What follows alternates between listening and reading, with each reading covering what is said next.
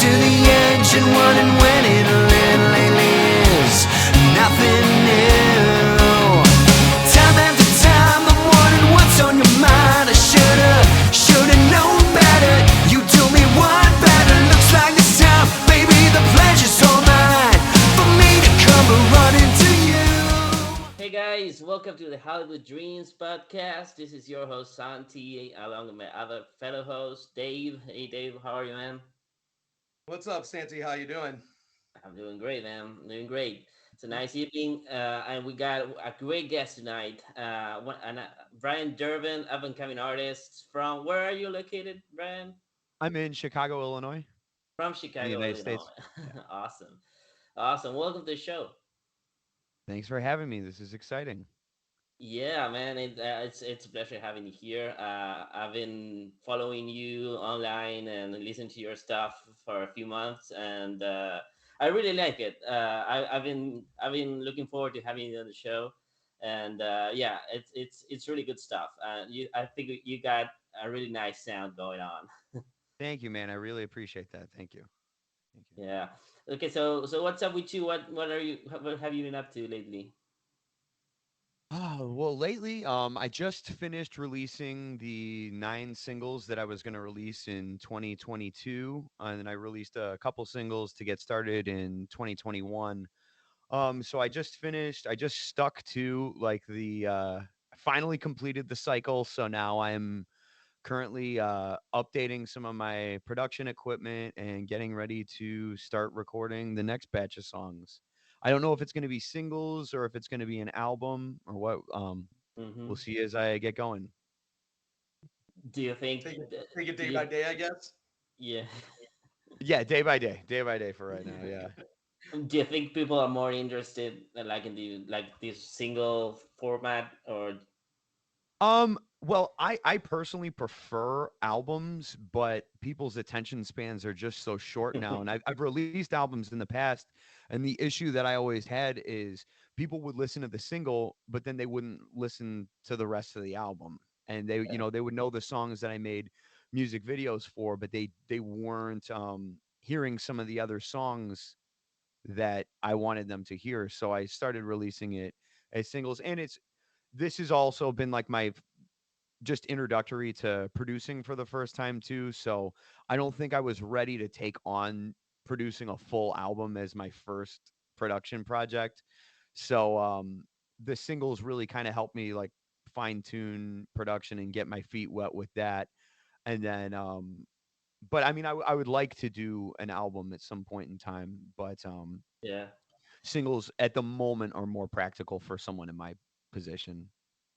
So do you That's produce all your stuff by yourself, like record all everything by yourself and then produce and then Yeah, edit it? I've recorded everything that I've released under my name, Brian Durbin, and then I've done all the recordings for my 80s tribute band out of Chicago called Hairbangers Ball. We have a couple original songs out, and then we have a cover of a Christmas song by Slade. Um, and I produced those two. The only song that I didn't produce was my first single, "Don't Let Go," which was done by my friend Chuck Masak, who's also in Chicago. Nice. Yeah, and actually that's one of my favorite songs that you released, Don't Let Go. Thank I you, al- thank I you. also really like the one called Dick. And that's Oh, you like that very one? Okay, cool. Yeah, I almost didn't release that one actually. What is that? I like the song a lot. I just, when you release a song like that, you have to do the catalog of, oh shit, my mom's gonna hear this song. There's a lot of people that are gonna hear this song that I would prefer didn't hear it, but Well, I think it's a good song. maybe it's about a friend of yours called Richard. Yeah, yeah. That's fucking hilarious. Yeah, Can that's we curse on this, by the way? we can you say can. You're good. whatever Okay. you Yeah. want. I'll Yeah, I'll I'll try to. I'm not gonna overdo it or anything, but I just want to make sure. I wanted to see how Just comfortable I can hey, get. just listen to the Legs Up episode. You'll be fine. Okay, yeah. beautiful. We got everything on there. All right. So I've also been I've also listened today. I listened to your latest single, the one that's called in My Soul. That's really Yeah. different from your previous stuff. It has Yeah. like hip hop dance elements. There's elements of that in there.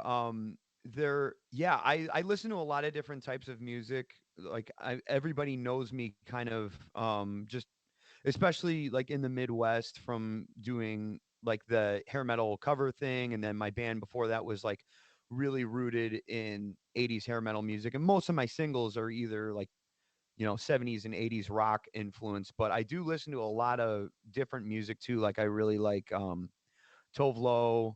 I have Hmm. I'm anything that Max Martin has produced. I'm a very big fan of that. Like like Kesha and stuff like that. If you Yeah. can believe it, I really like a lot of like pop music and stuff like that. So, but mainly the reason why I released that song is just I kind of viewed all of the singles together, even though I released them all separately.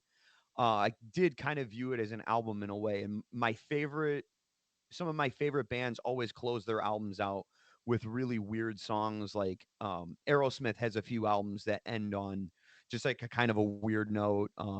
Billy's Got a Gun by Def Leppard has that kind of different type of feel than the rest of the album. So that's kind of like my Right. weird song on the album. Your experimental phase. Yeah. But fear not. There's the next selection of songs is going to be heavily guitar based and just more meat and potatoes rock and roll. Yeah, man, that's awesome. And I appreciate the variation every once in a while. I, li- I like the diversity Yeah, All in right, songs like that. It's very cool. me too. I yeah. I, I get bored doing the same thing after all this time, and then yeah, I just wanted to do something just a little off the wall. Yeah. Well, if there's something that the hair metal genre could learn from past days, it's about let's not become stale again. Let's not follow the same formula. You got to mix it up. You have to. You know. In near the end of that time period, there were literally three bands called Backseat Romeo, um, which is taken from I can't remember which Skid Row song. Big Guns. The lyric The taken backseat from Romeo. Oh yeah. yeah, exactly. So I mean when bands are like when there's three bands named after one lyric in not even a song that was a single, something's a little bit wrong. Yeah. There's something. Yeah. Yeah. Definitely. And I mean, yeah, it's nice. It's nice to see so many younger people like, and I say younger people as yourself. I'm a little bit older than both of you guys here, but it's awesome to see a younger generation of people coming out and still doing the music, but giving it a fresh twist, giving it their own kind of um, modern spin on it, and it's awesome. And I hope it Thank you, sticks man. around. I really do. I hope so. I mean, it's a labor of love for me. I mean, I'm definitely losing significant amounts of money here trying to do all of this. So, Yeah. yeah, I appreciate it and I hope it sticks around too. But thankfully, that's just why I'm getting more and more into self-producing just because I want to keep doing it as long as I can, and so I got to do Well, it we will myself. definitely we'll plug you away, man. We'll promote anything you put out, and Thank you, we'll man. try to keep it going and maybe get you some of that money back. I would appreciate that because I'm very, very in the red. My ego costs a lot of money. I've found out. So, what do you think of all these like synth wave like wave of bands and artists and musicians that's been that have become popular in the last few years? Are you into that I whole thing or? I feel like everybody who plays rock music like I do, like 80s inspired rock music, I feel like we all kind of got into the synthwave thing at the same time, and then the problem is then all of us started releasing like synthwave inspired like I'm so glad my single Don't Let Go came out before Reckless Love song Outrun because even the album art work, it's one of those things. I don't know why music works this way, because obviously I had no idea Reckless Love was going to be doing like a synthwave style album. I had no idea. Um, I don't even fully view my some of my music is synthwave. It's definitely synthwave inspired, especially like in the aesthetics of like the Don't Let Go video and stuff like that. But like I personally really like it. Like I was a really big fan of this band called The Midnight. I don't Oh if yeah, I really mean good. yeah, Yeah. like Mhm. yeah, I mean they're kind of like the big synthwave band. That's really the only. There's a couple other like I don't know whether they're producers because they're not like famous or anything, but they're people that make synthwave music. Hmm. Like there's somebody People named VA. that show up on Spotify playlists. Yeah, yeah, exactly. There's one name I think it's called VHS Dreams that I really liked. Oh yeah, I've heard them. Yeah, But that's really just fun, like kind of like chill music. Like it's cool to drive to. It's cool to play, video games to and stuff. right. Um, but yeah, I really got obsessed with the Midnight for a while, and then I actually saw them live here in Chicago, and it was a sold out show on a Sunday night. Um, and it was crazy to think that there was a synthwave band that most people I know have no idea Hmm. about. But in this small place in the world, they're huge and they're selling out shows in major cities on a Sunday night. I mean, I don't know, it's pretty That's cool. pretty awesome. Yeah, and it's But at the funny. same point, I will say though, every like 80s inspired band and their mother started doing the synthwave thing like right around 2021. So now my next album's probably not going to be very synthwave. It'll still be very 80s, but like the pinks and blues and all of that stuff that Right. and the nightscape scenes, that's probably going to go away on my next record. It's kind of played out at this point, but yeah. A funny thing about the Midnight, I follow them on Twitter, right? And every once in a while they like tweet some band video that they like, and they started tweeting like bands from the '80s, like the Domain. I don't know if you heard them, the kind of a synth style I don't. band. Uh, and they tweeted this video of Dakota which was like early '80s like AOR synth style band. People were commenting like, oh, "Who are these guys? Do they have a single out? When are they coming up?" And meanwhile, the band broke up like in 1985. So, That's too funny. yeah, we come full circle where people expect that type of sound to be current, right? Absolutely. It's funny you mentioned that too because my cousin is an Uber driver and he will occasionally play I don't know if you guys are familiar with Temporary Secretary by Paul McCartney, but it's this uh, really wacky like electronic music song. I think it came out in 1980. I'm not sure, but it was like okay. him dabbling with electronic music for the first time. And it's such a bizarre sound, but occasionally he'll put it on in his car when he's got just whoever in the backseat, usually like Gen Z people, and he'll play it, and then they'll be like, "Who is that? Is that Kanye West?" like, Oh like my because god. it's just so Wow. ahead of its time. Um, People have asked if it was like LMFAO before, so Yeah, yeah. I mean, every music is cyclic, right? If you listen to Giorgio Moroder's stuff from the '70s, there's a lot of stuff that sounds like it was done yesterday, and it was done like in the late '70s. Mhm. Uh, yeah, I mean, there's a music has this quality of coming back around with little. Well, I mean, synthwave is a clear example of that, right? I mean, there's a Oh lot yeah, of stuff. Yeah, so like, it's good. It's good that people go back and check out what inspired the artists they know, like the current artists they hear, they listen to. It's good that they go back to see what their influences are and stuff like that. absolutely, Hmm. one Yeah, hundred one of percent. one of the albums that come to mind for me is definitely Def Leppard's Hysteria. That album still sounds like it hasn't caught up to that time yet. even though it's an album from '87, it still sounds fresh today. You put that thing on, and I mean, just that sound is so. It still sounds so futuristic to me for some reason. Yeah. That's one of my favorite albums of all time. Just the songwriting, the production, like I all of it. I Yeah, just absolutely love it. everything about it is. I mean, it's insane. And there hasn't been an album yet that has even come close to sounding like that. No, Even not at all. I mean, Def Leppard's done it a few times with like Adrenalize and Euphoria are kind of still kind of in that vein, but they still don't sound like Hysteria. And I think the big thing is just like I even like Adrenalize at times almost sounds like Hysteria on steroids, but the problem is the songs yeah, just aren't quite as good as the songs they're on definitely not. Hysteria. Yeah. Yeah, I still like that album, but I don't love it the way I love Hysteria. Hysteria is just one of those. I mean, it's just amazing. Absolutely. Have you seen the stadium tour with Def Leppard? I did, yeah. I saw it in Milwaukee, Wisconsin, Hmm. Oh, and nice. Def Leppard for starters sounded phenomenal.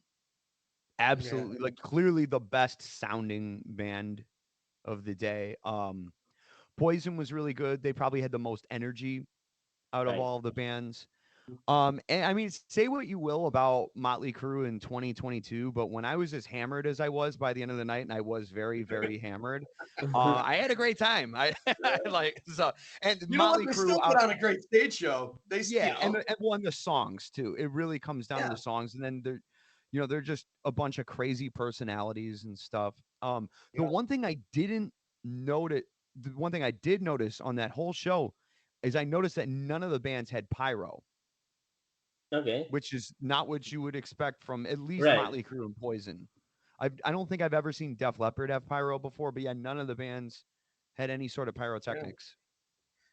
Yeah, yeah. You're but right. no, it was They a did not. great show, Yeah, Good and it I show. was caught Yeah. it here in Cleveland. It was incredible. And then you're Santa. You're going to see it soon, right? Yeah, in a month actually. oh, that's No awesome. poison, no poison, sadly, but at least Motley and Def Leppard. Yeah. Did they add a band? Is there another band at all No, or no? just Def It's Leppard. Def Leppard I'm Live. assuming there's gonna be like a local warm up band, but no other big acts. Huh. So Yeah, basically, it's just a Def Leppard Motley tour. It's a Def Leppard basically, Motley tour, yeah, which that's is what it not is. something bad. It's not something bad. Well, they've done that So before though. They played together before. but we're getting in April. We are getting the Masters of Rock festival, which with Kiss, Scorpions, Deep Purple, and I think Halloween as well, Oh, that's which is awesome. also good.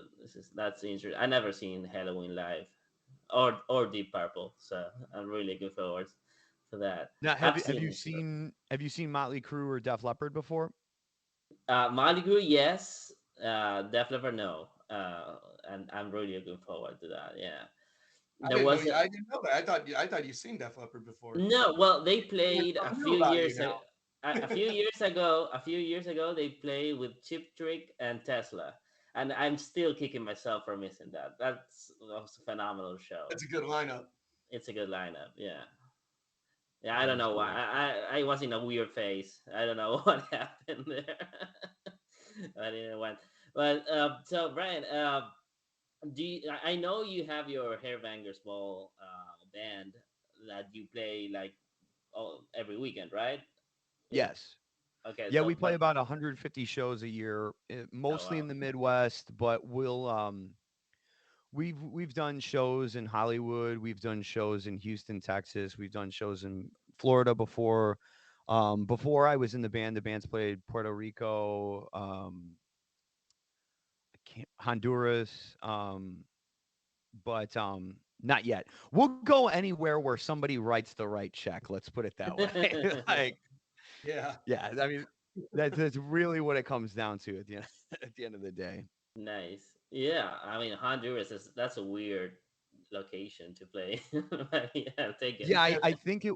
I want to say it was some. I wasn't in the band then, so I have no idea. But I want to say it was for some sort of military event. Oh, okay. Oh, I'm yeah, pretty sure makes that's what that sense. was for. Makes sense. like a Uh, U.S. wing or something. I yeah. think so. Hmm. um. But so, but besides that, do you play like solo shows as well? I'd like to. Chicago's a really weird place for original music. And it may even be this way in other places, but there's really no scene in Chicago anywhere like around me. I mean, there's a couple places that'll play, you know, they'll have original bands play and stuff, but yeah, it's a tough thing, and usually I've gotten really comfortable in hairbangers with, when we get to a show, it's our own show. We have a Right. backstage area. We have, we get to have a sound check. We have our own sound engineer there. So I know all my stuff is going to work before I go out on stage. And I get to relax for a little bit before we go on, as opposed to like with doing the original band thing. Usually, in at least in my area and in my experience, it'll be a bill filled with a bunch of other original bands. Each band will only play a half hour. You'll be like five or six bands. There's a bunch of gear. There's more gear on the floor than there is people, because the gear is waiting to go on stage for some other band and stuff. And it just, um, in my experience with doing it, it feels less like a night out partying for the audience and more like an obligation to go see your friend kind of a thing. And I just, that is the kind of thing that I don't like to do. Like, if you come to my show, I want you to be at the show because you enjoy the show, not because you feel like you need to support me out of Right. like obligation or anything like that. And then the issue with it is, with original music, if you don't want to be on the 5 to 6 band bill, you have to make sure you're going to bring a lot of people there because it needs to be worth it for the bar. So I'm kind of like biding my time to I what I want is I want enough people to be like, just fucking play a show already, because then I'm like, awesome, now I know I'm going to have a crowd, as opposed to maybe 5 people messaging me like, I'd love to see you live, and then you play and it was only those 5 people there. It was probably only 3 of those people, and then the other band's girlfriends, and you're playing for the other bands. It's not that I'm above doing it. I don't think I'm too good for that or anything. It's just, I've done it for a really long period of my life, and I did hundreds of shows with my old band, and I could probably count only 5 or 6 of them that I actually had fun at. Um, Oh, wow. because those shows are just such a clusterfuck, and they're just such a mess. And then, I've had instances where the sound guy just rushes you on stage and doesn't turn the bass player's vocal mic on, and basically takes the Right. attitude of like, who cares, like, you're a local band kind of a thing, like. And that's Right. not something I really want to do. But now that I've kind of I've wasted your time so much by the answer is I would like to do a handful of shows this year, um, with my music. I'm just trying to figure out if I go the route of playing with original bands, with other original bands, I need to find at least 3 other bands to fill the night with. Um, and then you're inviting 3 other bands with their whole dysfunction and ego problems as well, and just their drama into the night. And then I've got the response. So it's tough. But what I may do is I may uh put together a band and then open for my band Hairbangers, which would be great because they're well Right. attended shows. It's an audience I'm already familiar with. Nice stages, nice PA systems. I would have a sound engineer that I know. So I might do a little bit of a mix of that. But I have about like 6 different cities that I know I want to play starting in 2023. Well, But Cleveland wouldn't be one of those 6, would it? I was gonna say that. Yeah. unfortunately not. Just I don't really know anyone in Cleveland at the moment. I'd love to. I'd love to get Hairbangers Ball somewhere Well, now in you do. Cleveland as well. Hey, you We've, know, we've, and we have some cool clubs that you can come okay. and rock out at. But as far like you said about the scene, yeah, I mean, 90% of our bands here that bring in a crowd and make some really good cash are the cover bands and the tribute bands. That's stuff, that seems to be where it's at. Original music, you're right. It just, now back in the day, we're talking late 80s, early 90s, we had so many original bands and, they were everywhere and it was Yeah. great. And now But it's like, yeah, now, but now you can see, back in the day, like that was like kind of all there was to do. Now with your phone, you can, I mean, there's porn, guys. It's like, yeah, you know yeah, what I mean? Like, yeah, and you can see anything you oh, let me want at shut any this point in off. time, and nobody's going out anymore. Like, Well, you guys can't see my Right. phone, right? Yeah, well, that's a big factor. Yeah, I mean, there's so much we say the same thing on every episode. I mean, I feel like, but but there's so much stuff nowadays, like at your fingertips. Like there's so much music in particular that it's hard to like wait for all the stuff and Yeah, find something that you really like, right? I mean, uh, it's easier to promote yourself, I guess, online, but at the same time, it's hard well, because to everybody else is doing it. yeah, right. There's so For much for well, e- my, for stuff. my son everyone. Yeah. just dropped a my son just dropped a rap song that he put together, and Oh, he has really? nothing behind it, nothing. I mean, but he did all the music and everything himself, so That's it's pretty cool. cool. I mean, it's not rock and roll, but I'll support it. It's cool. Right on.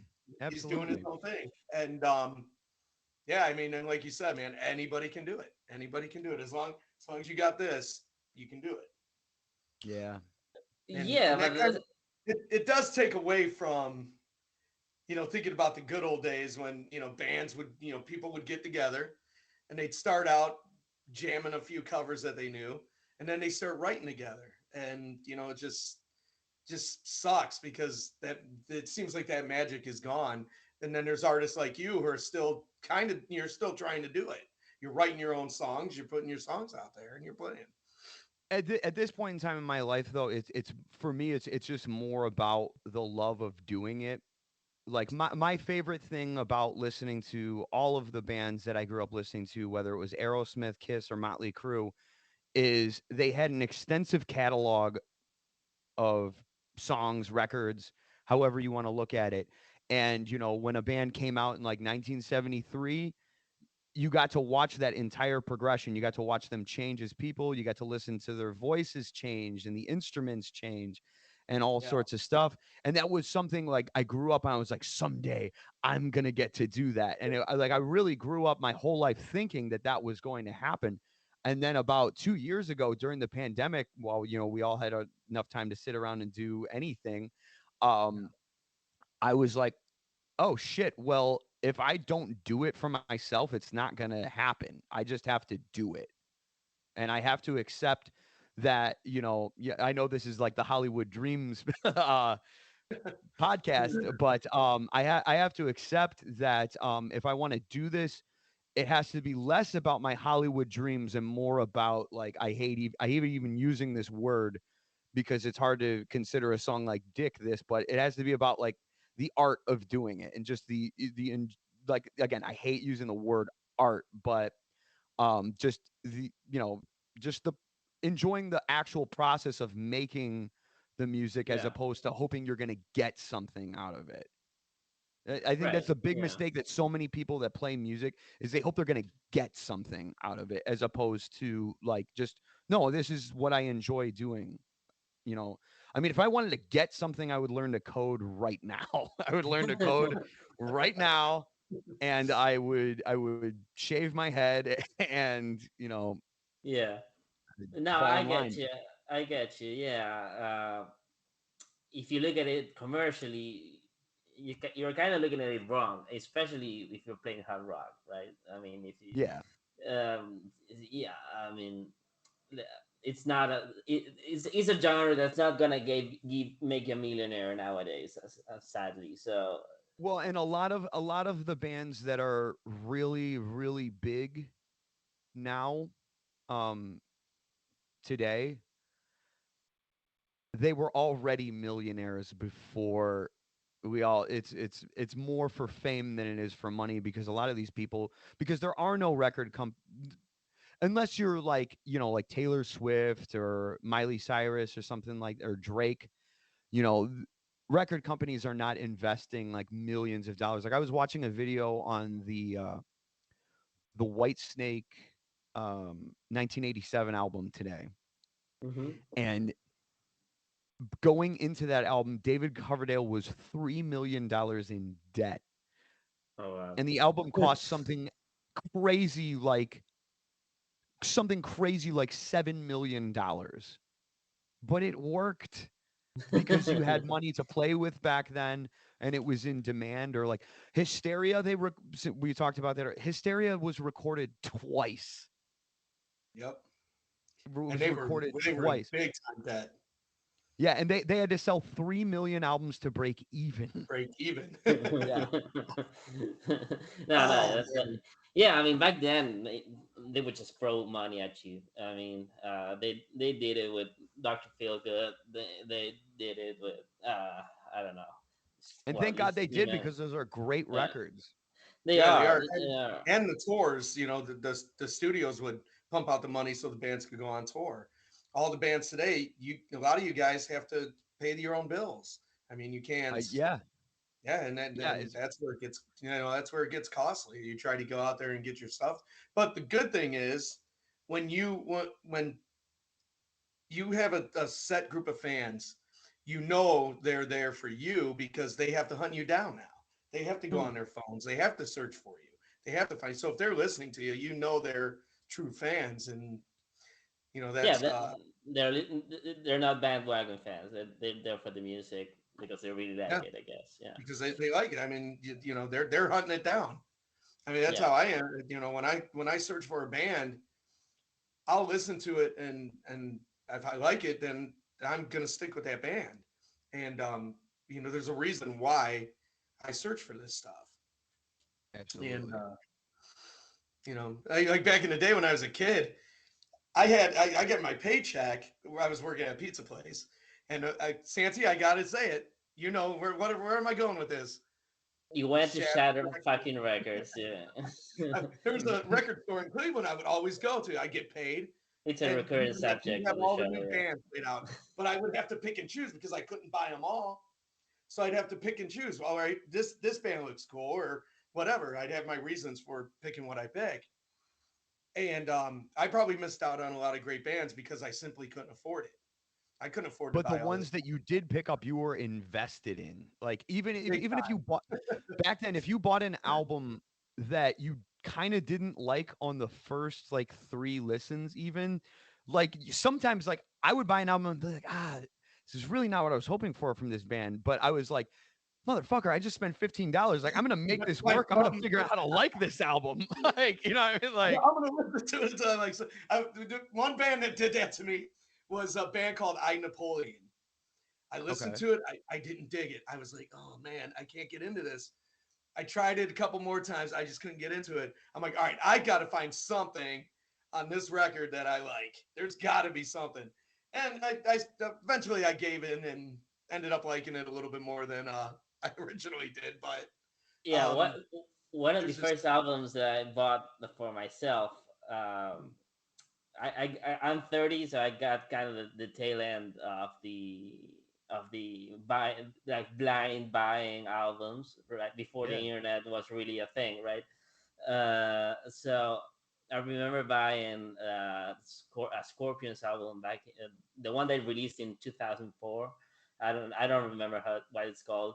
It has like a gray cover, but yeah, I mean, I years later, I kind of liked it. I mean, I bought it, so I had to like it, right? It was the only thing I, yeah, I only had like three CDs, four CDs at that point, so I had to like them. So, and but yeah, years later, I remember going online and checking like reviews for the album. I saying everyone's like, "No, this is fucking shit. What the fuck happened here? This is not Scorpions." Rah, rah, rah, rah. And I mean, I liked it because I had to like it. I mean, I think the internet kind of changed the way we consume music. Yeah, We've become a lot more like critical. We expect a lot more from artists now than people did back then.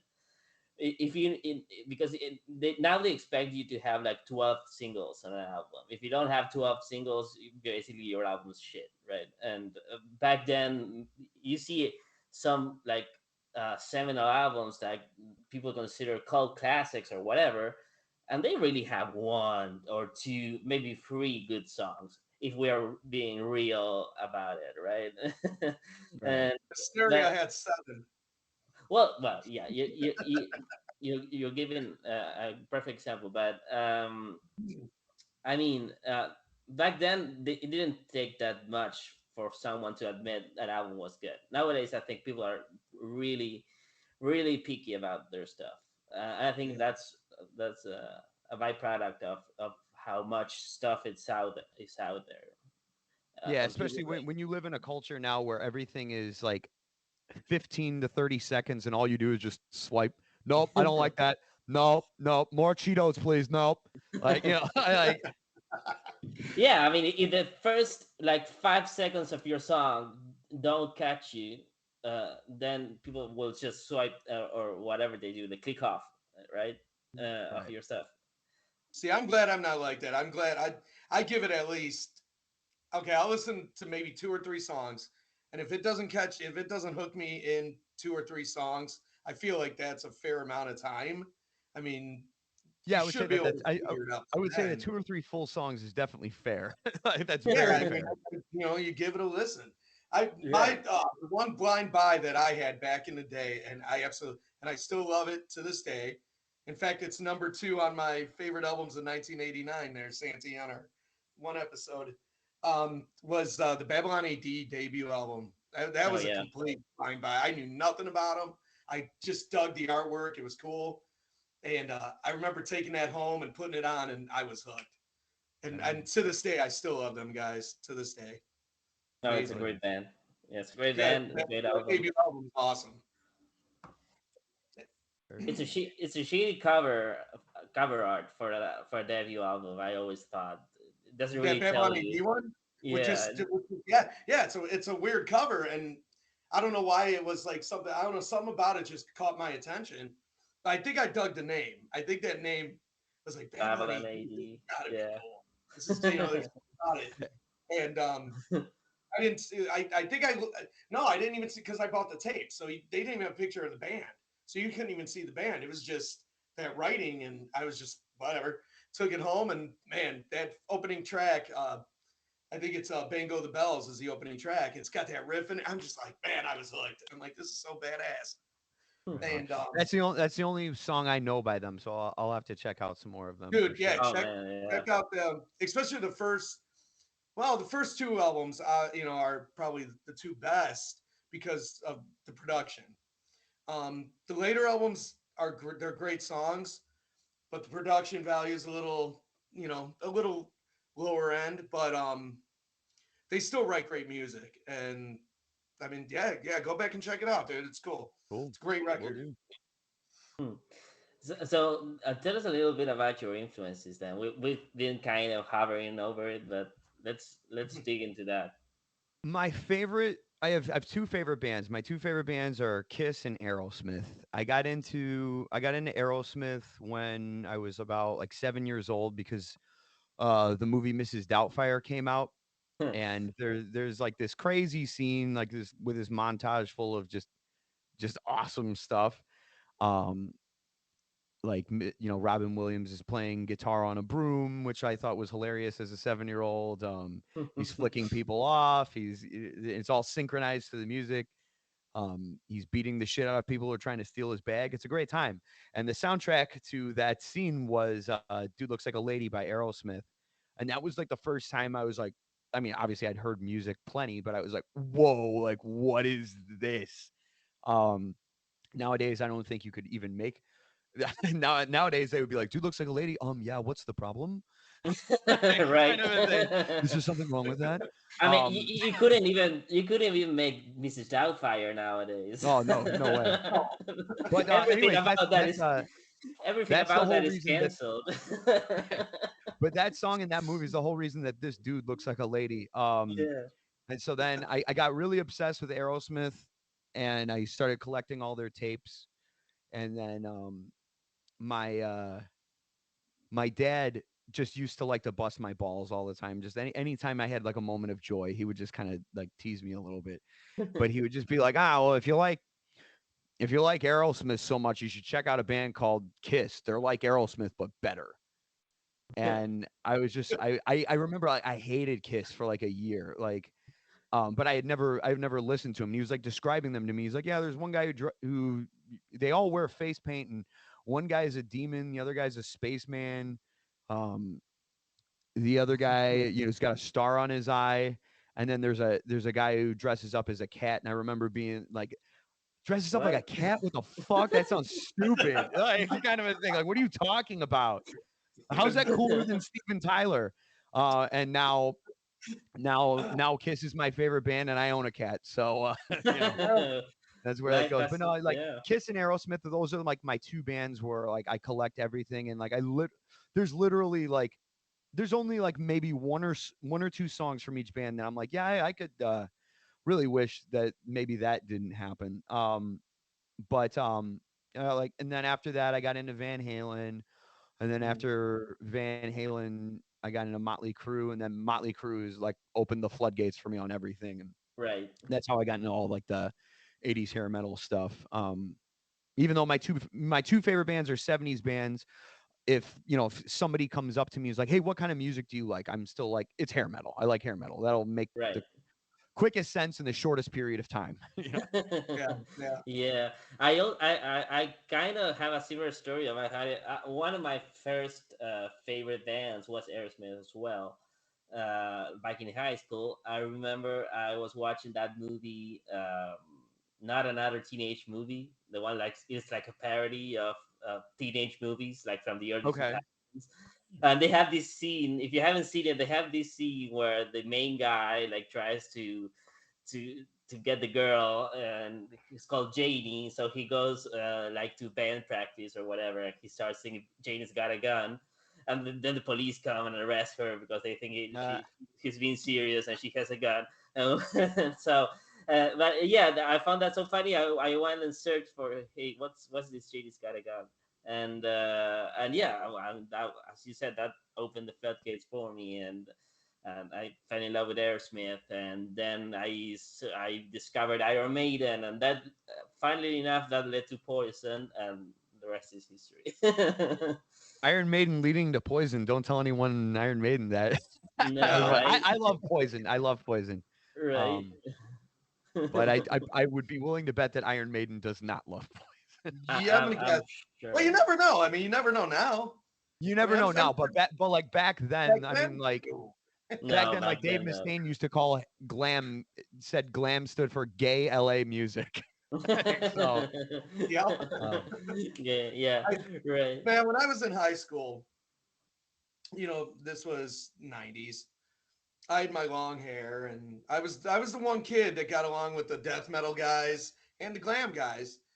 But I knew that if it was heavy metal, I knew it. It didn't care. I didn't care if it was Slayer. I didn't care if it was Poison, Bon Jovi, whatever. It was all over the map. I dug Anthrax and Testament and Overkill and all the heavy bands, but I also dug the more like glam and girly bands. Um, if there were big, loud electric guitars, you liked it. dude, I loved it. I loved it. I Yeah. fell for the hard rock, heavy metal genre completely, 100%. And even to this day, I've never backed down from that. I never have. And my buddy, one of my best friends, is a big thrash guy. He loves all the heavier stuff, and we'll come over and we'll have movie or music nights, and we'll just be chilling out here, spinning records or whatever, and then we'll go like the last like 3 hours of the night which I usually end up about 4 o'clock in the morning, just playing. We'll take turns playing videos off of YouTube, and that becomes a war. And then it's like, okay, I'm gonna annoy you with this shitty glam band because you're gonna annoy me with some shitty thrash band. Hmm. And dude, it's a trip. It's a trip. But when it comes down to it, you know, I fell in love with the whole thing, That's almost like the cool. whole package. And even to this day, like I still love it, and I've never backed down from it. And that's why that's why we do this show. And that's why we have everybody that we can have on who still feel the same way about it. I mean, it's so great. I do have an Absolutely. unpopular opinion. I prefer 80s Kiss over 70s Kiss. I What's You're in agree. good company with me on that one. You're in good Oh Yep, I company. yeah, all agree. We right. all agree on that. We all agree. Actually, yeah, But my single I one of the songs I released, I think it was in February of last year. It's a song called "Give Me Your Love Tonight."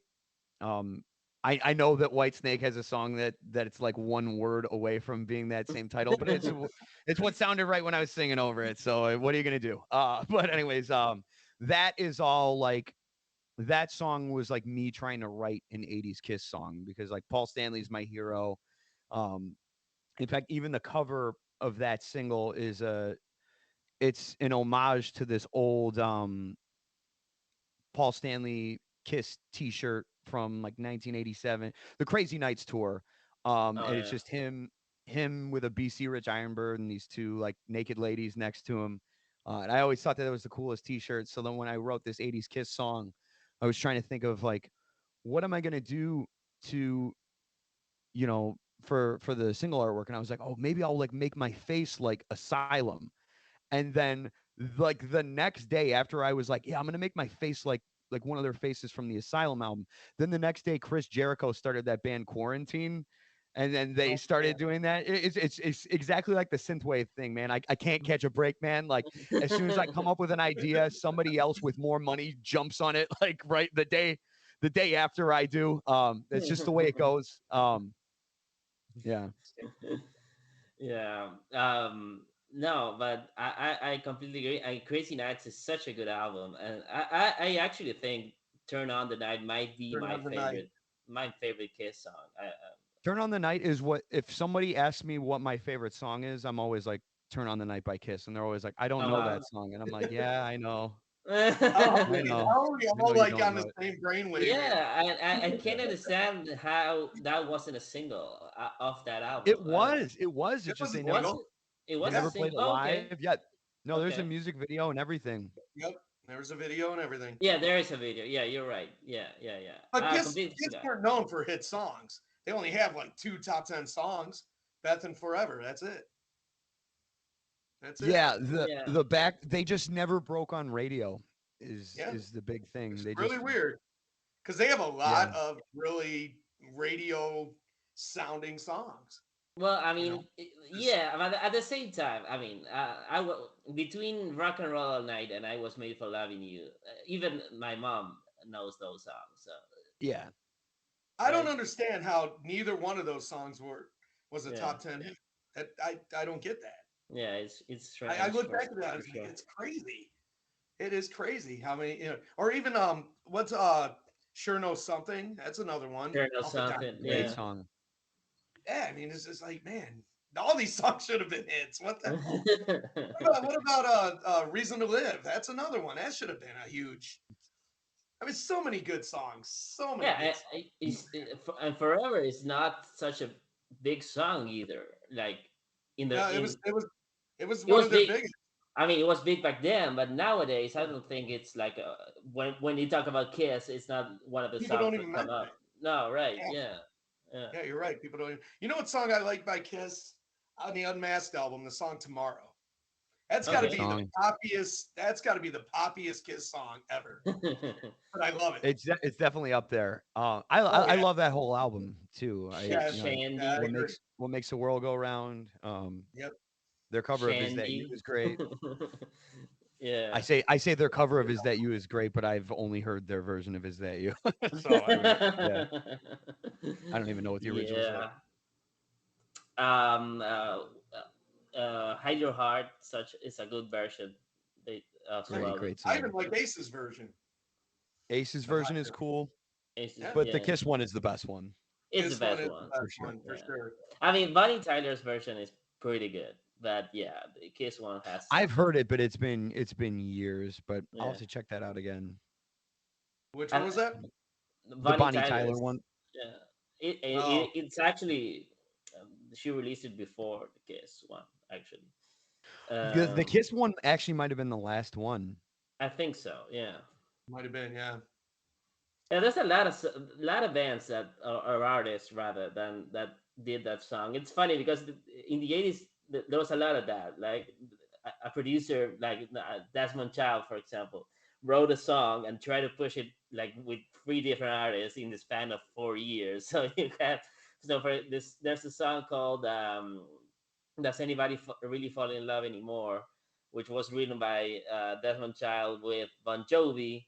Bon Jovi recorded but never released it, and then Kane Roberts, Alice Cooper's guitarist, recorded it for his Saints and Sinner album, and then Cher recorded it and released it on her Love Hurts album, I think.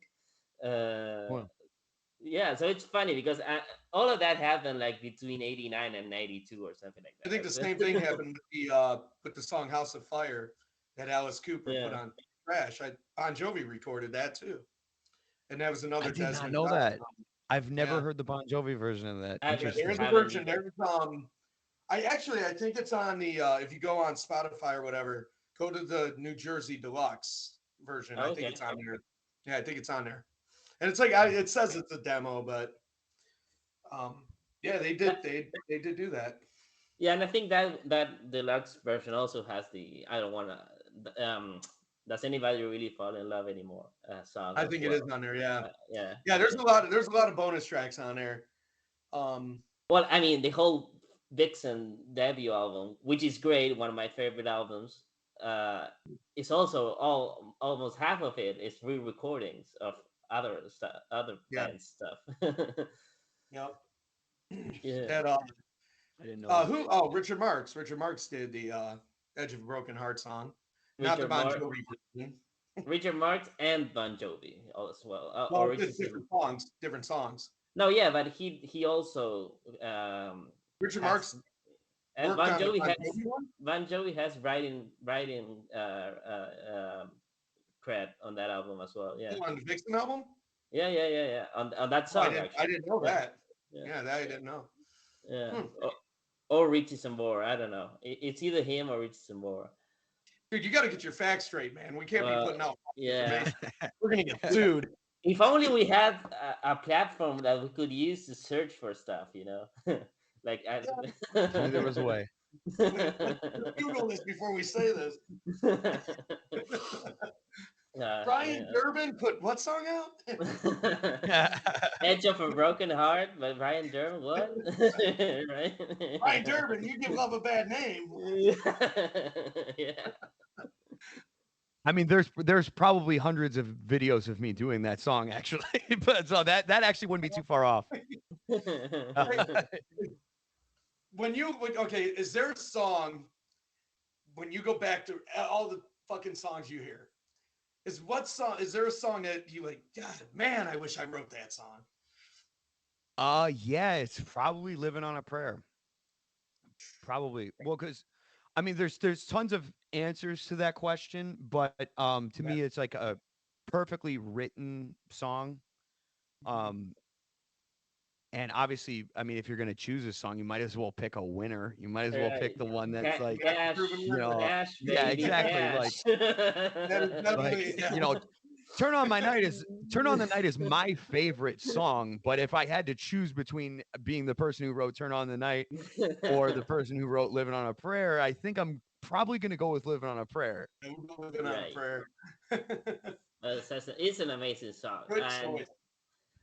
Desmond Child, man, what a guy! I mean, to have that much, I mean, he did most of the big hits of the '80s. He I did. mean, to have He did with Aerosmith, Kiss, Bon that Jovi. creative, yeah, that creative capacity is just insane. Like, Did I mean to, did it start? I mean, I know he was in like I think he was in like a soul band or something.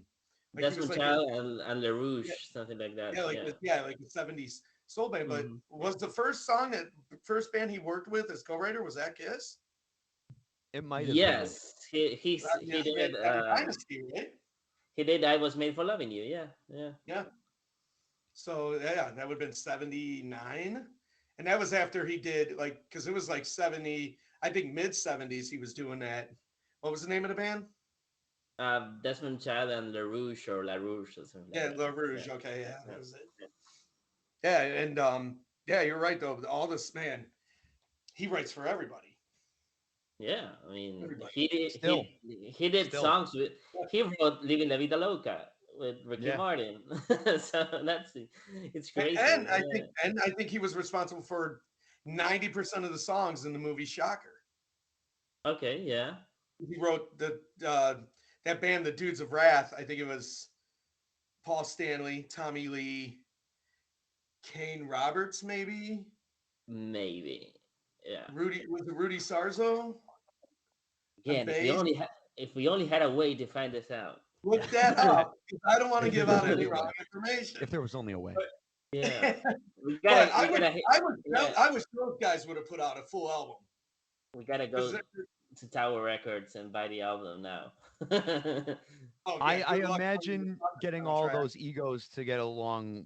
Probably they wouldn't have made it past the first show, but No, Right? you're probably right. Yeah. But an album would have been great. yeah, I love that the Shocker song, man, the beginning of that movie. If you have not that's a seen good song. Shocker, so you know what I'm talking about. That was I've never seen the movie, but I've listened to the soundtrack plenty of times. dude, you got to watch the movie. Turn that shit up like it straight to beginning. It's like literally the beginning of the movie. I'm like, okay, I'm in. And I love Wes So, Craven, so I would definitely in. Well, that happened to the other day. I was watching that movie. Don't tell mom the babysitter's dead. Yep, With Christina Applegate. Tina Applegate. Yeah. Yeah, man, she was hot in that movie, and yeah, and the soundtrack to that movie is awesome. I mean, this Valentine, glam metal band Valentine. Mhm. I think there's Def Leppard there for sure, but there's a lot of great stuff. There's Yeah. Alien, which is a great band as well. I mean, and that was like late, well, not late, but '93, I think. So Yeah, that was like in the it was 90s. Yeah. already, yeah, past the hard rock like big moment. So it's amazing. And movies back then, they were like this vehicle for for bands and songs to get Well, that was a big off the MTV thing. ground. Right. Well, yes, MTV, that as well. MTV was very. If you go back and you look at the movies back then, a lot of movies had those kind of soundtracks. Stallone used Survivor and all those bands Hmm. countless times, and a lot of those movies they were shot almost like music videos, and they were a lot of that music. It was very heavily driven by the music. Angel of the City. Yeah, exactly. Exactly. Yeah. Like Cobra is the movie Oh, Cobra in '86 is a 80-minute music video. yeah, such a good movie. It's a Oh great movie. man, I watched it lately. It's so ridiculous. Brian, you need It's to get a song in a movie, man. that's what I'm saying, man. That's what that's like one of my like primary goals like in life is like I want to go from having got into music from movies to having a song in a movie is what I would like. But and actually I have had a couple songs in a like a independent movie before called The Barn. It was The my horror old movie? band. Yes, yes, my band Love Blast. My band Love Blast. The two songs. I think they used our song Harder and Faster, and then I think they might have used our ballad Lonely Winter. I know there's Yeah, two songs in the movie. there were two like hard rock songs in that movie. And I was like, man, I dig this. Who is this band? That's The you? whole the whole the whole soundtrack is like a bunch of like hair metal throwback bands Yeah, essentially. underground. Yeah, like exactly. Yeah. But there was two songs. I can't remember if one of them was the ballad. I'd have to go back and watch the movie now. I think the ballad is playing kind of in the background of this one part, but the harder and faster on the edge of disaster is that's it's pretty prominently featured at one point in time. It's pretty Hmm. cool. I have to go back and Nice. check that movie out. I know there was songs in that movie that I dug, and I just never went back and looked at see who did it. Because that's what I love. I love horror movies. Horror and metal is like It's my a good thing. pairing. So yeah, They seem to, all for my whatever horror. reason they seem to go hand in hand a lot of times. Yeah, They do. They do, they and do. you know, it's I, cool. I love it. Absolutely. yeah, it's the. I mean, it makes sense. It's like the danger and mystery, right? And whole aura around horror and metal. I Whenever I hear Dream Warriors by Dokken, man, it's just like boom. yeah. I'm right. It takes me right back to Oh, fucking that 1987. that reminds me when Vinnie Vincent did that whole Love Kills video around the fact that the song was on Nightmare on Elm Street. But if I'm you Dream watch the movie, if you watch the movie, it only It's shows not up even in the for like movie. it's like 2 seconds, like in the background, with some guy Mhm. that gets killed Okay. is listening to it on the radio. But it's like no way you had it. You have to know it's there to really catch and it. and then when like somebody like myself, I watch credits all the way through because I do movies too. So I'm sitting there, I watched all the credits, and so I got to watch those songs, and I see who's in it. And there are a lot of songs that get credited for movies, but they're not in the movie. And I'm like, wow. And then there's some that do get like Alice Cooper had a song called Hard Rock Summer, which I think is a great Alice Cooper song, but it's not on any of his albums. I think it was only available in his box set that he put out. And it was in Friday the 13th Part 6. And it's in there for a while. And I remember searching for that song, and then that it wasn't even on the soundtrack. It wasn't even on the soundtrack for the Friday the 13th movie, and it's not on the Constrictor album. So I was like, well, you know, but So, Brian, are you into this whole Swedish, Scandinavian revival of hard rock, sleaze metal revival that's been going on for the last like 15 years or something like that? There are some of the bands that I like. Like I mentioned Reckless Love earlier. I like Reckless Love. I'm trying to remember some of the other ones that I have.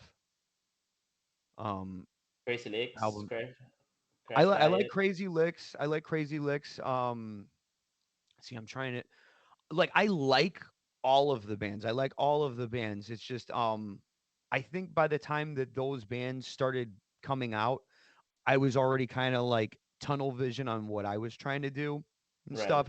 So the bummer for me is it's harder, and this is more just like a personal thing. It's harder for me to enjoy newer bands um because I'm just so focused. Like I don't have the time to be invested as like a fan as I used to. Um because I mean when I used to like listen to like I mean I have a huge like CD tape collection and stuff like I mean I was all in. I had like, all sorts of memorabilia, all sorts of DVDs and stuff. But there comes a point in time when you want to be a performer where it's like, oh shit, well, my show is on Saturday, but Kiss is coming to town, and you have to make that brutal decision of, do I Hmm. want to play a show, or do I want to be on stage, or do I want to be in the audience? And then the amount of time that it takes to, you know, especially now, like I'll spend, hours and hours and hours every day, writing music or playing guitar or practicing singing, to where by the end of that day, I'm a little fatigued on hearing like, loud Marshalls, because I've been hearing them at my house all day. Right. So that's usually typically where I reach for, the other stuff like I was talking about, like the more electronic music or something a little bit more chill, or like a podcast or something, because I'm still listening to rock music all day. It's just I'm the one who's You're making it. So I'm right. not as extensive in those bands' catalogs as I was for like the classic bands of that era. But I certainly, everything.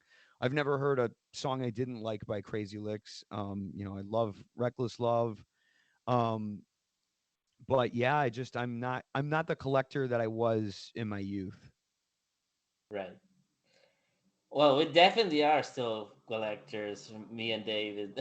We are into we spend more money than we should on vinyl Yeah. albums, stuff like that. So we definitely get what you mean. I was so last year I also played in a band, had my own band, more of a glam punk style. More of like a Honey Rocks meets I don't know, the Ramones. Um, I was singing. Then I got kicked out of the band. But yeah, when What I did you do? practice, what did I do? Nothing wrong. He That's had what I way more tell. talent than the rest of the guys. That's what I They got tell that. everyone. No, no, I'm just kidding. I'm just kidding. Now, we had some differences with the guitarist. He felt like I was not ready to sing for the band. That I missed my cues. That I was unable to sing in tempo. I don't know. Well, and that's being in a band every day for the rest of your life until you're dead, by the way. Right. You know what I mean? Like, it just is To what get it to is. it Like, now. when you're around people, you know, 24/7, you know, you butt heads eventually. But Yeah. I'm really thankful right now that like the group of guys that I have in my, because I mean we're together all the time. We're in like a van together and stuff. And I'm sure there's plenty of shit that I do that Hmm. annoys the piss out of all of them. But no, I love them. They're all like family to me. But I mean, it's taken like the majority of my life to finally find that. Right. So Yeah. slam your head against the wall for another 25 years. You'll do great. You'll find Yeah. your people. Yeah. No, I agree that. I mean, but you gotta be willing to practice with the people that are in your band. Actually, you can't just tell somebody, "Hey, uh, we're gonna continue like playing live, but you gotta go take singing lessons and then come back when you're ready." Right? That doesn't work. Totally. I mean, that's not the right approach, at least in my mind. I mean, you got to practice Yeah, as a unit. Yeah, I don't know. that's definitely not the right approach. The approach to take though is to take the singing lessons on your own and just do it. I've taken more singing lessons than I can count at this point in time. Right. But yeah, I don't know. I'm also not in the right like mindset to have a band nowadays. I work too much. I have a Yeah. baby coming soon, so Oh, congratulations. That's awesome. thank you. Yeah, Do you so know if it's a that's boy or a girl yet? it is a girl. It It's is a a girl. girl. Yeah, my girlfriend is 8 months pregnant, so she's next month she will be we'll be having a Hollywood dreamer on our ranks, a new Hollywood Oh dreamer. man. Daddy tricks. Daddy Yeah, tricks. yeah, that it tricks for sure. Yeah. Oh my god. But yeah, what was my point? That oh yeah, I don't have time to really. I mean, these guys they don't have much going on besides the band, so I get that they are able to spend like 14 hours a day playing and practicing, but I just can't. So I have a day job and I have an upcoming baby. I can't. So yeah, Sure. You but got a life. yeah, my I have a podcast as well. So Sure. my no, but my point was that back last year while I was still in the band, I had the same thing. I mean, when I came back from band practice, I just first of all I was deaf and my throat. I wanted to extract my vocal cords and change them for new ones. So I didn't have any like sort of motivation to listen to any sort of music, and if I did, I listened to like yeah some piano music or something to chill because but Sure. I totally get that. Yeah, it's crazy how much how burned out you can get. Yeah, as much as I love the band, the feeling of being in a band, I I had to express myself a different way artistically, and I do mine through film, through you know, I'm working on a documentary about the That's Cleveland great. music scene called Cleveland Rocks, and you What know, is it about? it's You about the kind of it Cleveland. kind of cut out when you cut It's out about the again. Cleveland. Okay, let me know when. The Cleveland what? Cleveland Rocks. Okay. So, It's about the late '80s, early '90s Cleveland metal scene, Oh, cool. and so I'm working with a lot of local bands. And then Santi stepped in to. We're basically starting up our own production company, Nice. and a lot of it is Congrats, starting. guys. I just did. If you're familiar with, there's a Kiss tribute band here called Mr. Speed. Yeah, I just I shot, know. I I know just the shot, drummer of that band. oh yeah, yeah, I just shot and edited their latest promo that is out on Facebook now. So if you get a chance, check Quentin that out. Quentin Kufal is the drummer of Well, he that band. was. Yeah, Oh, he's Quentin. not. I know. I knew he was leaving, but I thought he was still with them. No, his last show was it was a little while ago, like maybe a month ago, and Ah, okay, and okay. Yeah, I think I I must think have his missed plan, that. yeah, I think his plan is to go to Tennessee and pursue his own dreams of doing music. So, Yeah, and great he guy, played man. he played drums for a show for Hairbangers one time. Because he lives up in Wisconsin. We were playing a Yeah. show in Wisconsin, and our drummer at the time had eaten some bad gas station pizza and was oh just no. it was a bad situation. And thankfully, Quentin, was available and showed up. He did a kick-ass job, and Yeah, Nice. yeah. So yeah, have he's you a very thought very cool dude. have you thought of like mixing like playing one of your songs during any of the Herbangers shows, or is that out of the So, question? we do a couple um original songs that I wrote for Hairbangers. Um, but I try to keep the two worlds Separate. separate. Yeah.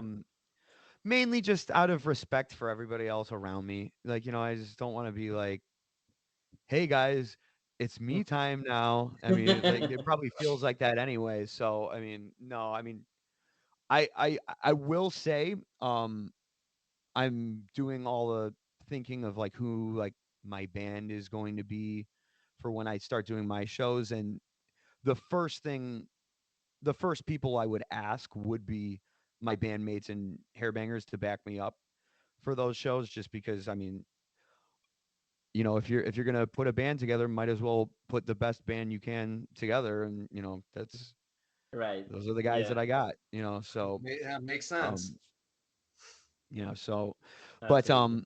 we'll see. There's not enough time in a day, and they've all got their own things. I mean, they already devote enough time to Hairbangers Ball, so I wouldn't be offended in any way if they were like, yeah, we get a little enough Brian as it is already. So yeah, but they would certainly be my first choice for my band.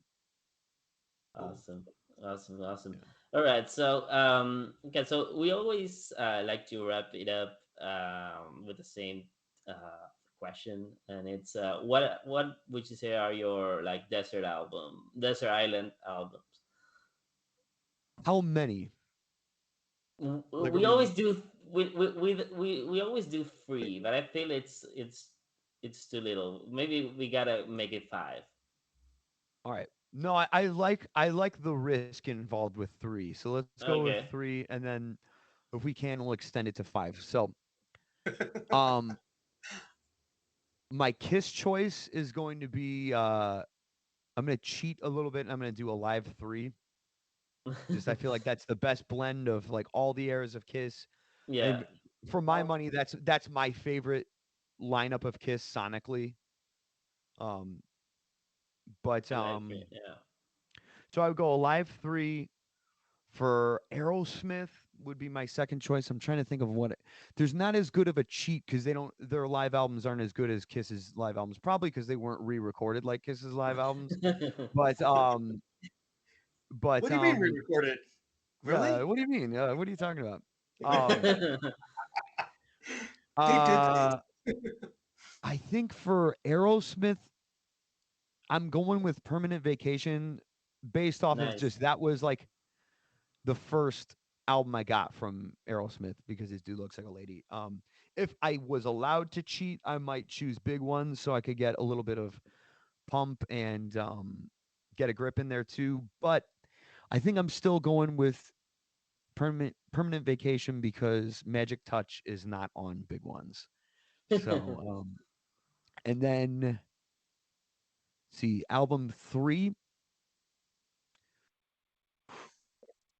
That's a tough choice, but I think I would go with the first Van Halen album Nice. if I Yeah. had to limit it to 3. And then if I had two other choices, I'm going with um the Skid Row debut album, and I got to pick a Motley Crue, and I think It's a hard one, yeah, that's so fucking hard. And I'm not going to punk out and choose I'm not going to choose a greatest hits or anything like that. I'm going to choose an album. Fuck. I don't like this answer, but I'm going to go with it. Oh, fuck, I was gonna say Dr. Feelgood, but no, I think last minute decision. I think I'm switching it to Shout at the Devil. huh? Okay. I Yeah, thought you were It's really I was hard for me to between them switch too. those two up. You know what? Yeah, fuck it. I'm going back to Dr. Feelgood. Dr. So that's Feel yeah. Good. Reflection on that Final is so answer. good. Yeah. I Final answer. thought Alive 3, Permanent Vacation, the first Van Halen album, Skid Row, and then Dr. Feelgood. See, I nice. That's like your good. five choices. I I think I thought think my I like my kiss, my five kiss, choices too. my kiss would be rock and roll over, Okay. hands down. My Aerosmith would probably be Draw the Line Good album. because I love Kings and Queens. Love that Yeah, song. One that of one's my awesome. love it. My Van Halen, man. I think I'm 5150.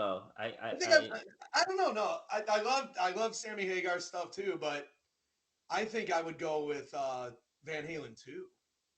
hmm I I think like Van I would Halen lean too a more lot. towards Van Halen too. It's a great. I don't know.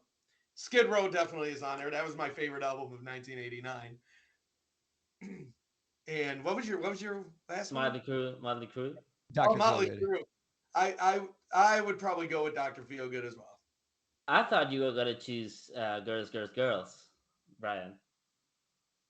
You know, that might be my favorite sounding Motley Crue album. I love the way the guitars sound on that album. I know like Dr. Feelgood is the better sounding album, but I personally like th- the guitar tone on Girls Girls Girls is really really interesting to me. That I think that's also Vince's best album vocally to Mhm. just for me there's just so much personality like in his voice.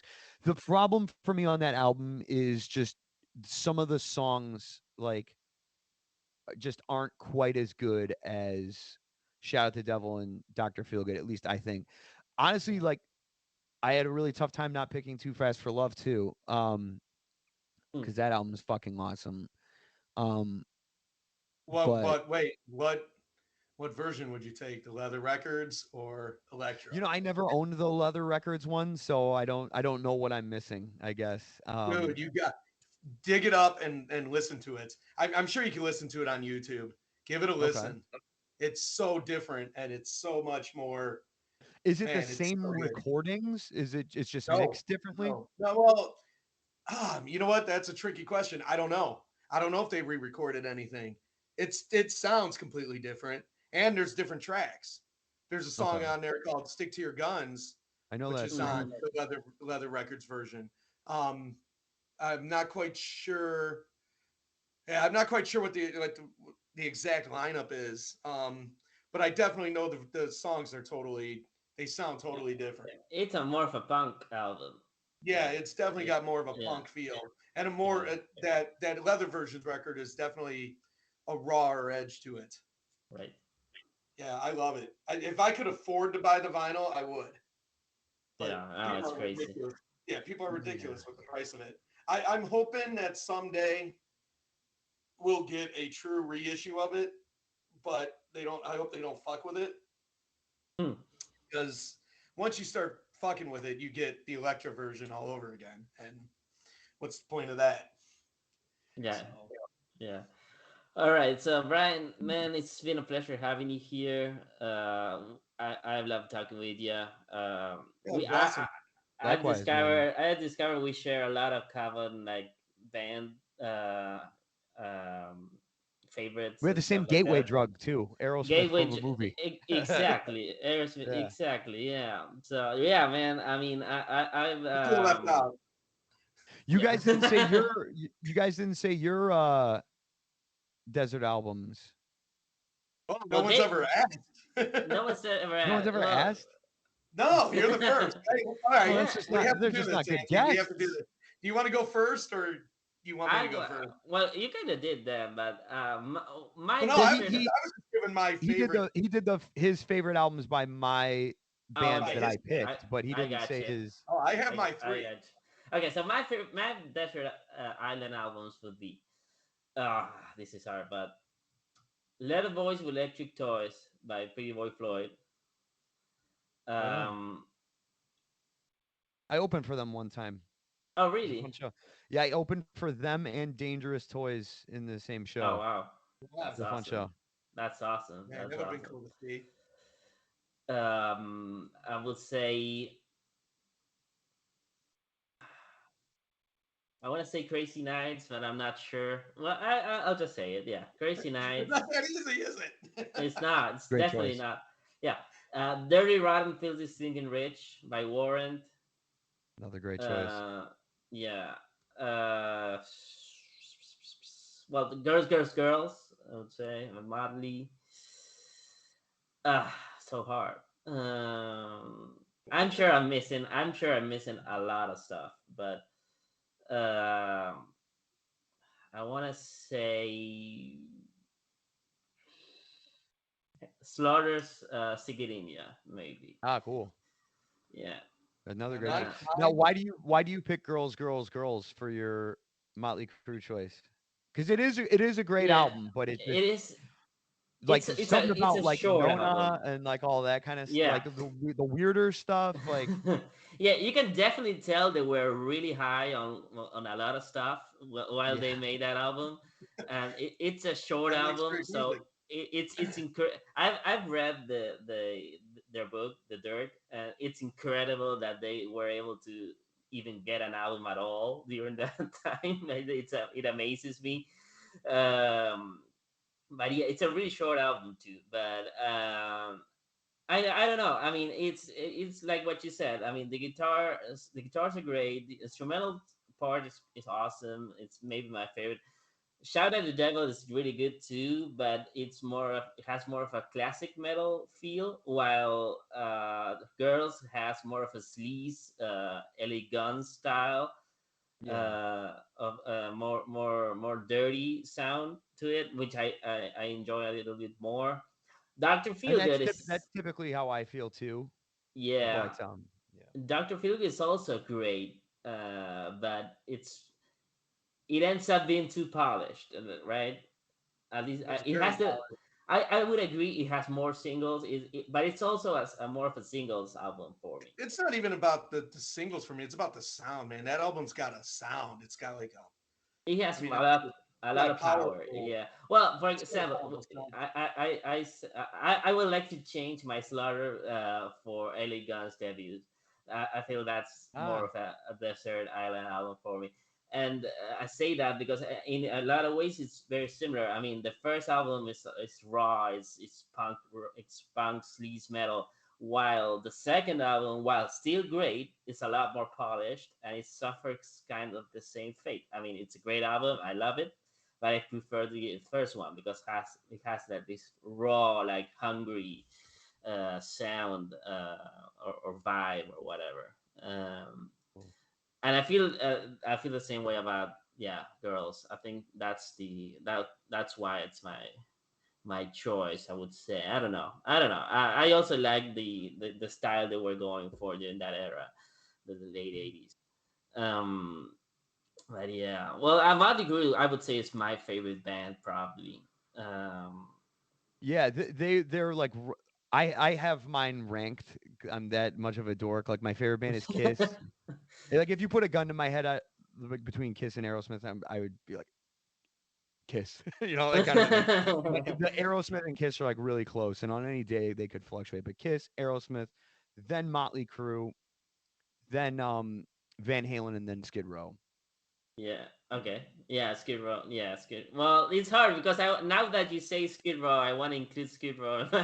I'll end up like carrying like a suitcase full of albums to that island, man.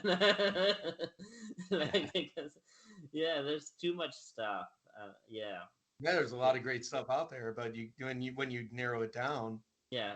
It's really hard to narrow it I down. go by like the albums that I pick. Sometimes it's more than just the music. It's it's an emotion, it's the feelings, it's everything. Like Hmm. my picks would like my favorite album of all time easily is Def Leppard High and Dry. Um, Nice. I love that album from beginning to end. It was one of those albums. Now I heard it after Hysteria, and as good as Hysteria was, when I listened to High and Dry, and I knew Pyromania and I knew Hysteria, which are great albums. High and Dry just had like I don't know, it just seemed like so much energy on that record, a lot of energy. Where I felt like Pyromania and Hysteria were more focused on you want to be a big band, this is how you got to sound. These are how the songs.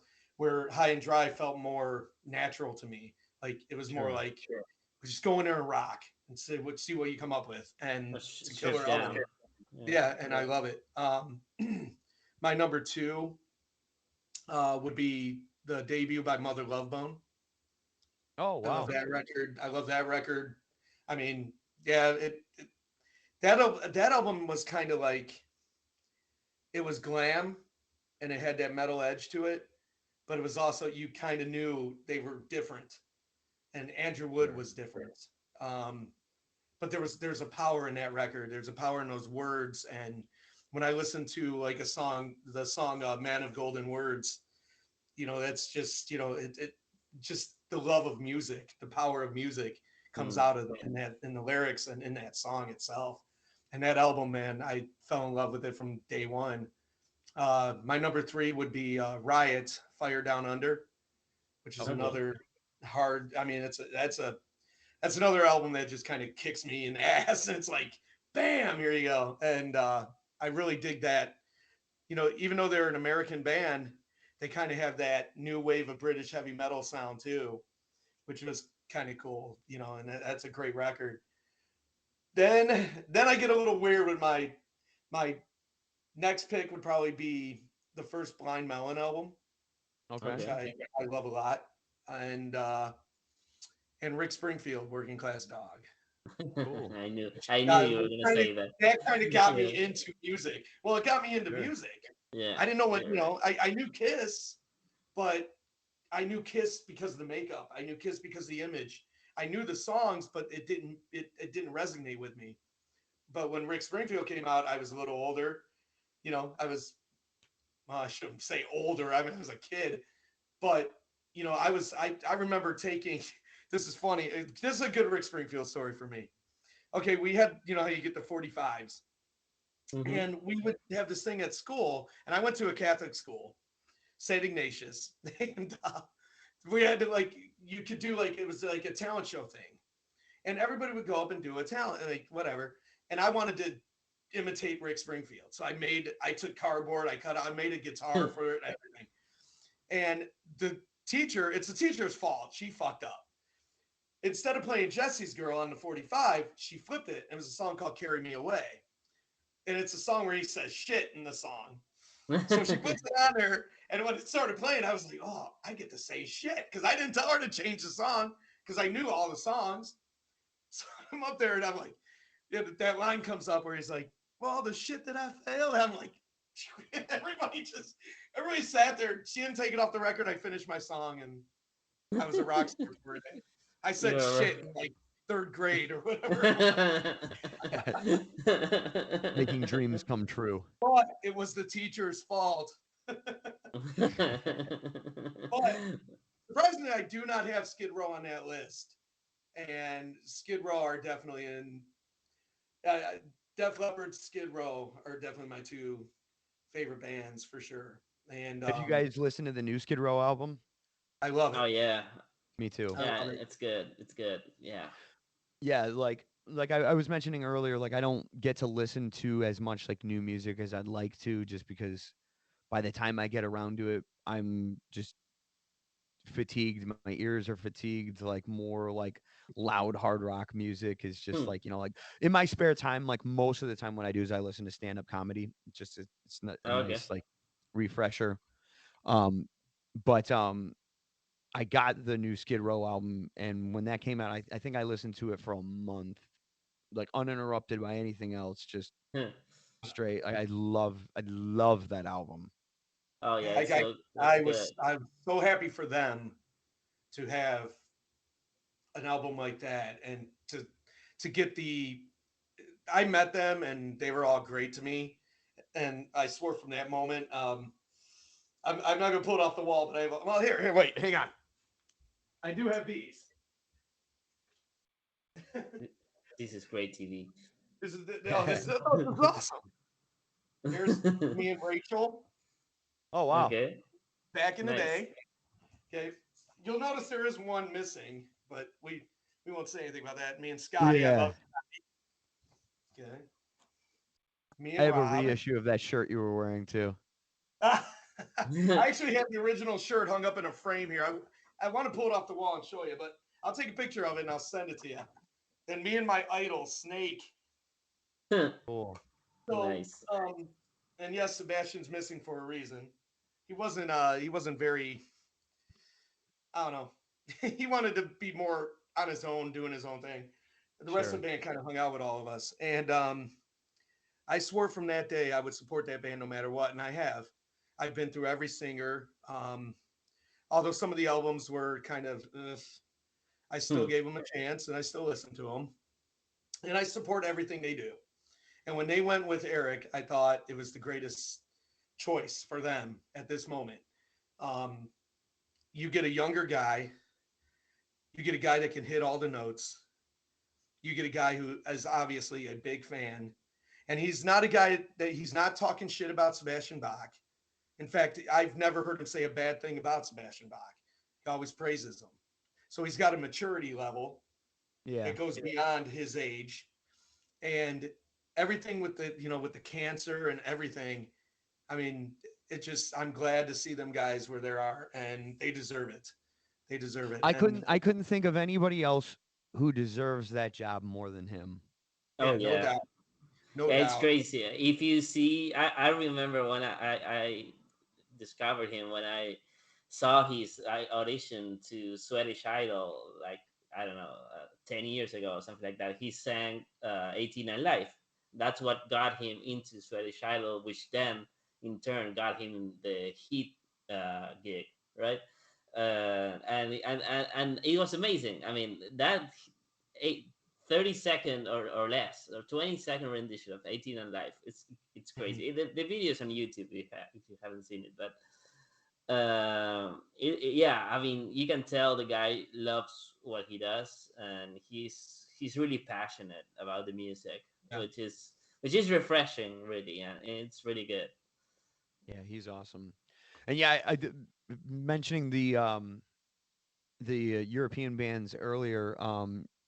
I had forgotten that I do really like Heat. I have their Mm. first two.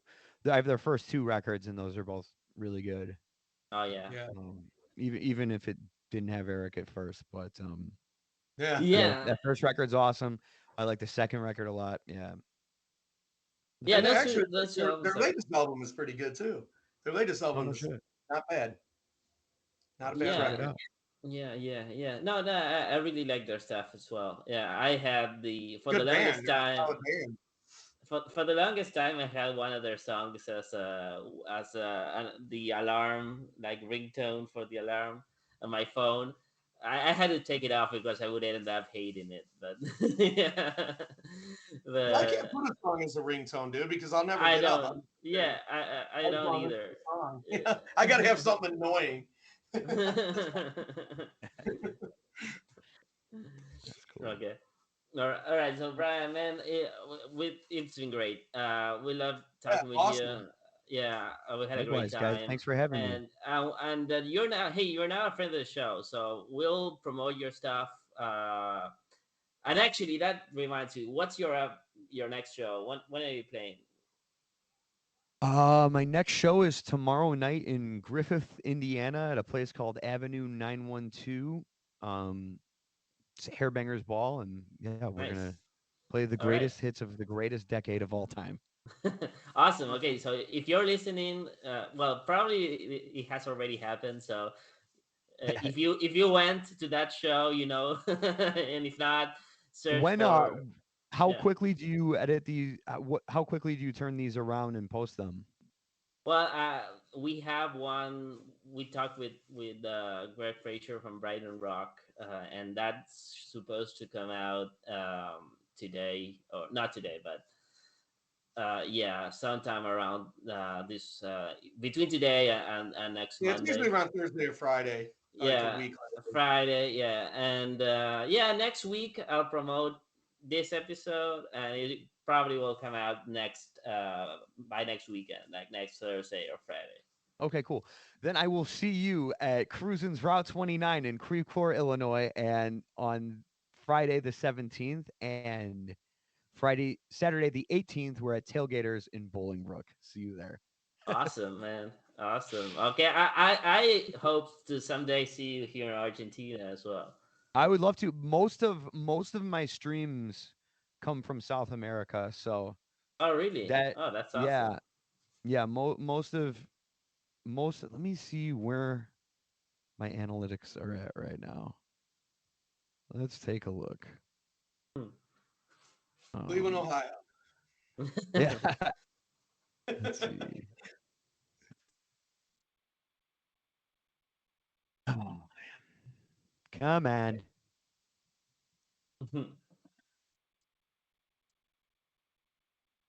Okay, let's go to. Dude, you're really slowing down our show, man. Sorry, man. Sorry. Okay. Location. Here we go. Okay, so most of them are actually coming from Mexico, then Okay. Brazil. Um, come on, where's Argentina? I swear you guys were in here. Oh, okay. You guys are the 29th most Okay. most Well, popular country for me. But we got Hey, we top gotta pump 50. this.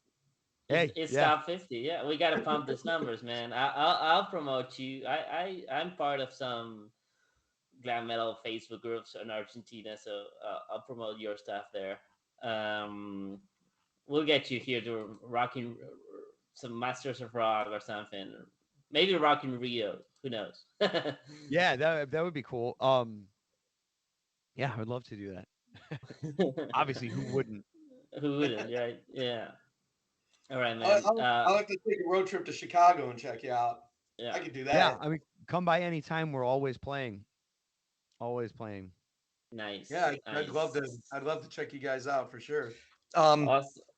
I don't know if we're friends on Facebook, but I'll probably send you a friend request if we're not. That'd be Uh, great. Please do. yeah, definitely. I'd like to Awesome. keep up with what you're doing, and I'll definitely put it on my page as well. And well, we'll get you some money. We need to make you some money. So you can do a world tour. You can get to Argentina and to Cleveland. Yeah. Well, Yeah. I'm hoping to finally have all the music that I released last year onto a CD this year, and I'm working on the artwork right now. I told the artist, who's my cousin, I told my cousin, I asked him if he could have the artwork done in a month, and he said yeah. And then it'll probably take about a month after that to get the CDs back from being pressed. But yeah, in 2 months I should have a physical copy. So Oh, that'd yeah, be then cool. hopefully we can make me some damn money. Yeah. Oh, Do you do any definitely, man. t-shirts or anything or no? What's that? Have you printed up any t-shirts or anything like that? I've got t-shirts on my website, and then I've got the first album from my previous band Love Blast that I wrote majority of the songs for. And Um, that's the band that was in the barn. You have that was songs that in. was the band that was in the barn.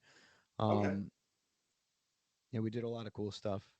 Nice. Um, But So whenever you want to do a video or photo shoot or whatever, you know where to find us.